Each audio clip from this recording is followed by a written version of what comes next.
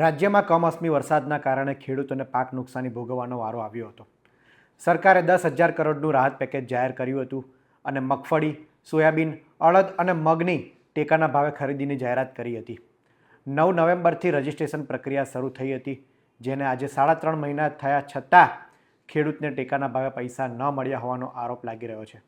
દ્વારકાના ભાણવડિયા ગામના ખેડૂતે આરોપ લગાવ્યો છે કે તેણે 3 મહિના અગાઉ ટેકાના ભાવે 125 મણ મગફળીનું વેચાણ કર્યું હતું, મંડળીને આપ્યા હતા, પરંતુ આજે 3 મહિના થયા હોવા છતાં તેને પૈસા મળ્યા નથી. મંડળી તરફથી માત્ર વાદાઓ કરવામાં આવે છે અને વારંવાર ધક્કા ખવડાવવામાં આવે છે.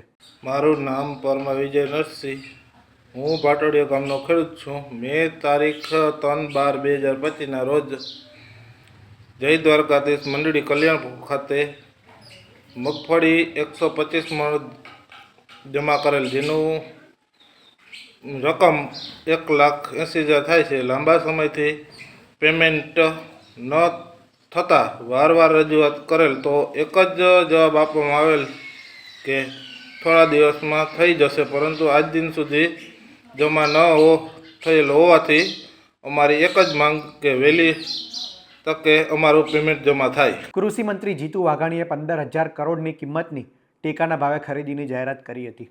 રાજ્યના 22 જિલ્લાના 300 કેન્દ્ર પર આ ખરીદી કરવામાં આવશે તેવી વાત કરવામાં આવી હતી, પરંતુ દુઃખની વાત છે કે ખેડૂતને હજુ પણ તેના ખાતામાં આ પૈસા મળ્યા નથી. મગફળીની વાત કરીએ તો પ્રતિ ક્વિન્ટલ 7,263 રૂપિયા નક્કી કરવામાં આવ્યા હતા અને સૌરાષ્ટ્રમાં ખાસ કરીને ખેડૂતોને મોટા પાયે નુકસાની વેઠવાનો વારો આવ્યો હતો અને ટેકાના ભાવે તેમણે વેચાણ કરવા ગયા હતા. એક તો પૈસાની કમી હતી, કમોસમી વરસાદ હતો અને હજુ પણ 3.5 મહિના વીત્યા છતાં ખેડૂતોને જો પૈસા ન આવે તે ખૂબ દુઃખની વાત કહેવાય. જે પણ ખેડૂતોને અત્યારે ખાતામાં પૈસા આવ્યા નથી તે બાબતે સરકાર ધ્યાન દોરે અને તુરંત એ તેમના ખાતામાં પૈસા જમા કરાવડાવે તેવી જ ખેડૂતો આશા રાખીને બેઠા છે. આ અંગે આપ શું માની રહ્યા છો તે અમને કમેન્ટમાં જરૂર જણાવશો. આવા જ ઇન્ફોર્મેટિવ વિડીયો માટે વીટીવી પંચાયત જોતા રહો. ધન્યવાદ.